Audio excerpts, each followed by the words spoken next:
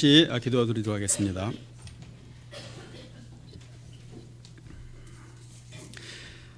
지극히 높은 곳에서는 하나님께 영광이요 땅에서는 기뻐하심을 입은 사람들에게 평화로다.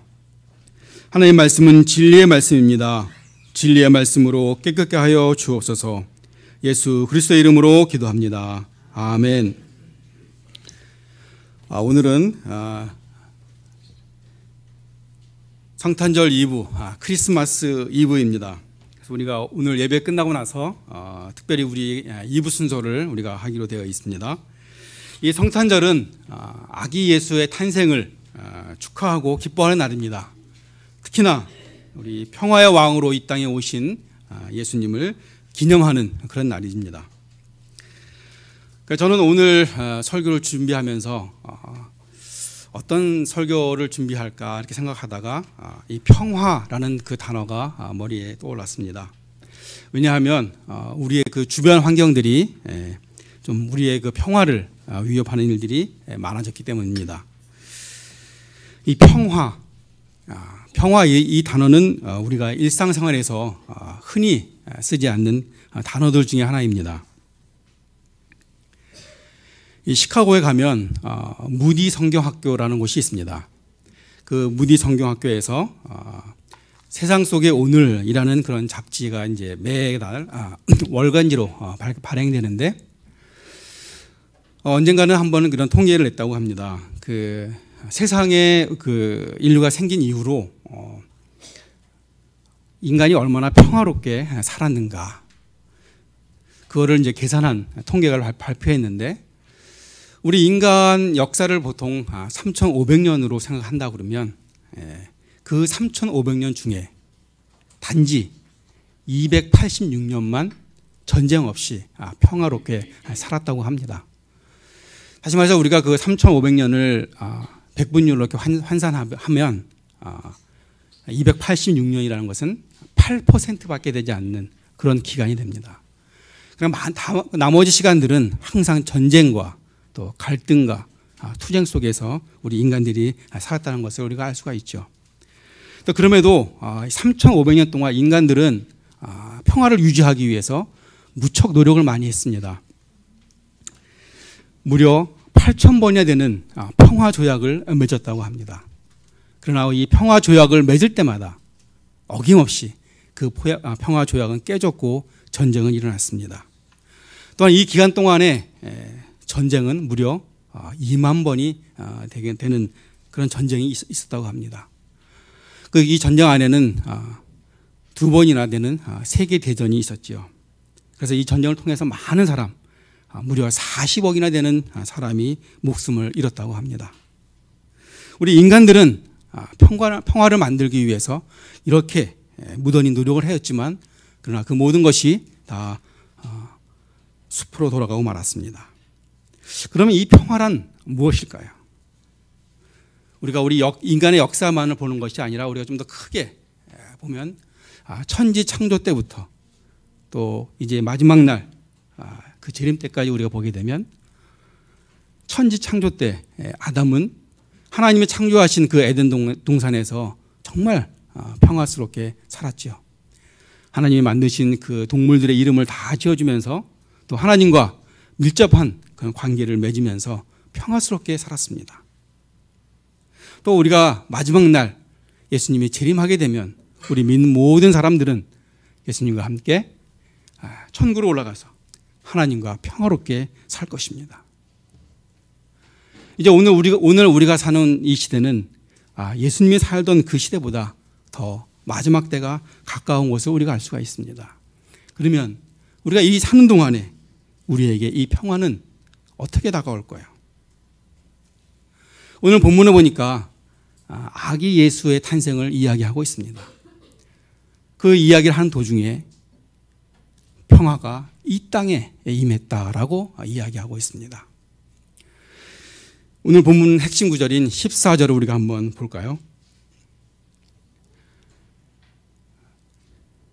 지극히 높으신 곳에서는 하나님께 영광이요 땅에서는 기뻐하심을 입은 사람들에게 평화로다. 지극히 높은 곳, 하늘에는 하나님께 영광, 또 땅에는 평화라고 이야기하고 있습니다. 그런데 왜 아기 예수가 이 땅에 오신 것이 하나님께 영광이 될까요?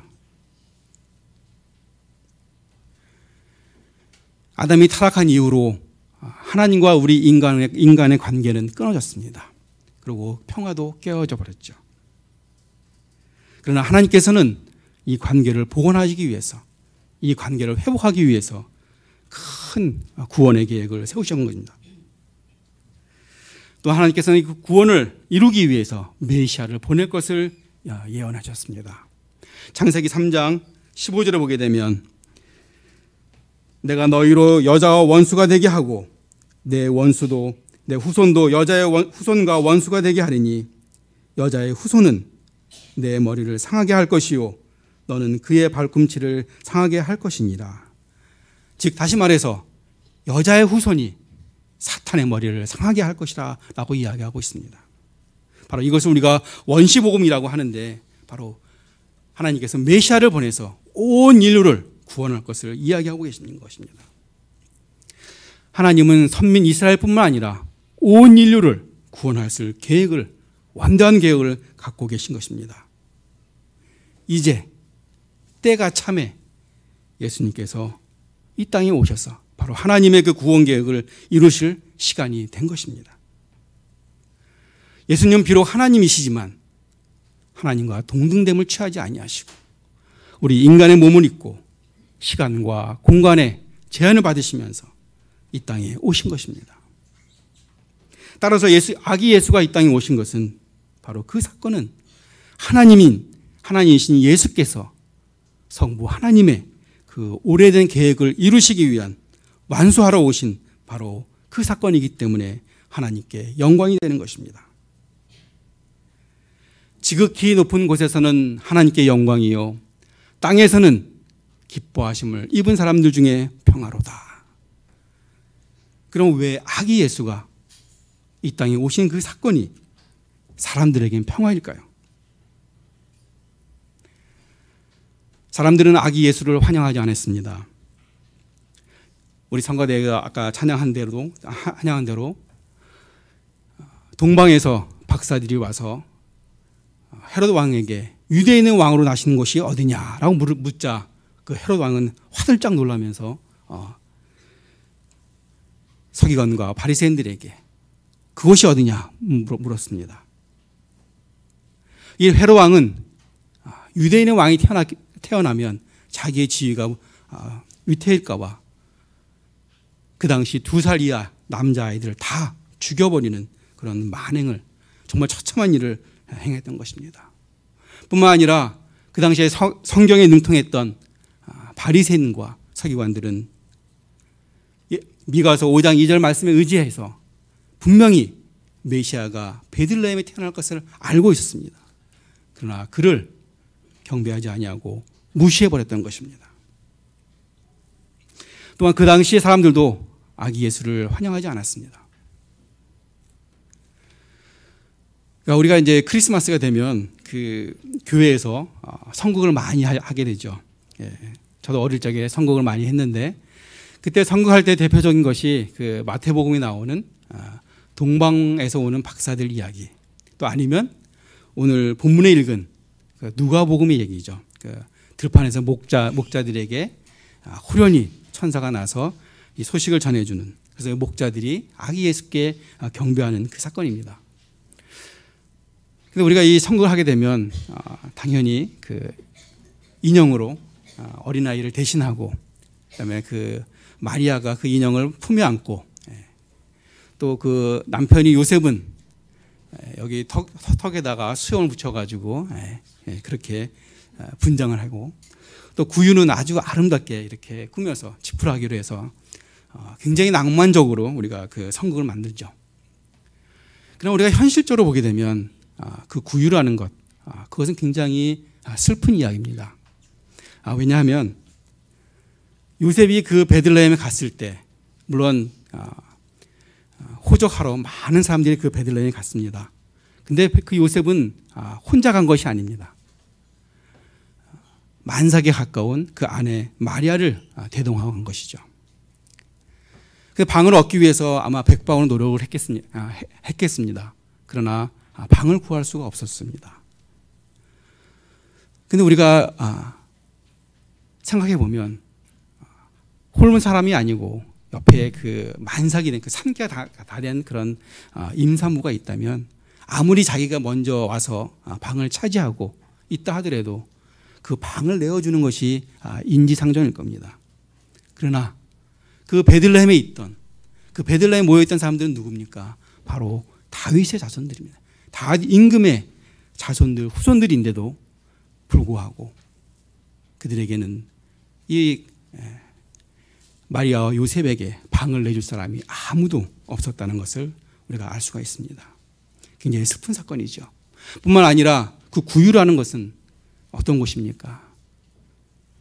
더럽고 불결하고 또 춥고 깨끗하지 못한 그런 곳입니다. 어느 누구도 거기다 자기의 아이를, 자기의 아기를 누릴 싶은 사람은 아무도 없을 겁니다.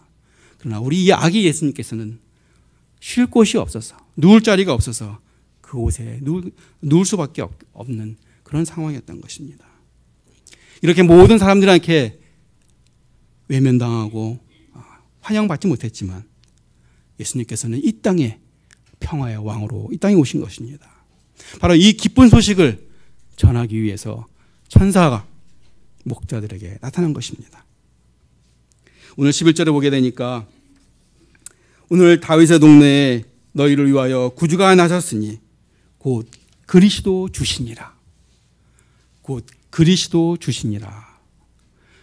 이 그리스도라는 것은 우리가 히브리어로 이야기하면 그 메시아라는 얘기입니다. 그 메시아가 누군가요?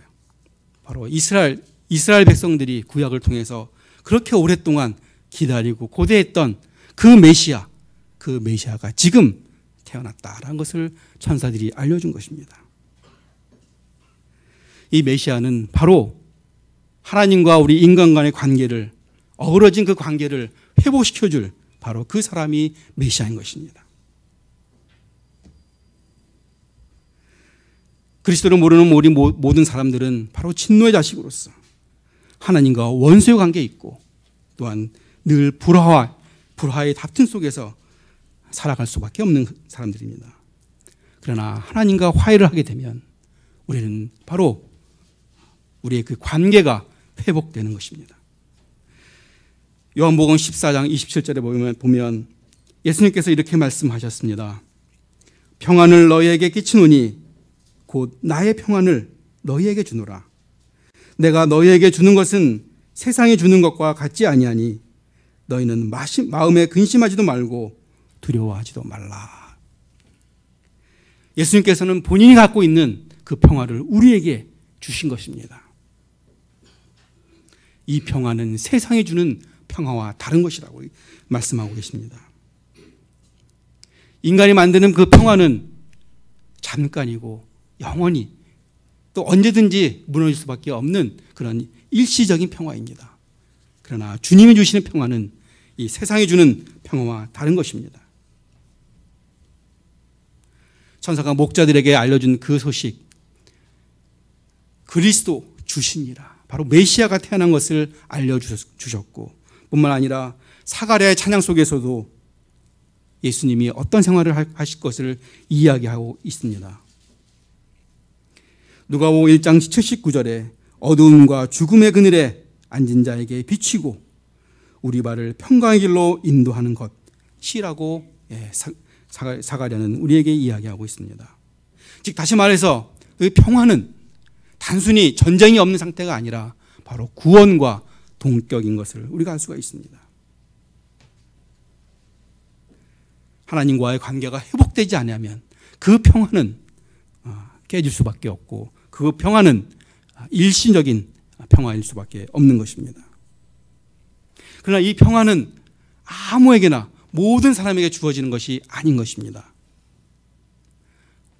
하나님의 기뻐하심을 입은 자에게라고 말하고 있습니다. 다시 말해서 구원받은 사람들에게만 주어지는 그 평안인 것입니다. 그렇기 때문에 이 평안은 세상이 줄 수 없는 것이고 오직 예수 그리스도만이 줄 수 있는 것입니다. 또한 이것은 바로 하나님의 주권에 해당되는 것입니다. 왜? 하나님께 기뻐하심을 입은 사람들에게만 주는 것이기 때문에 그렇습니다.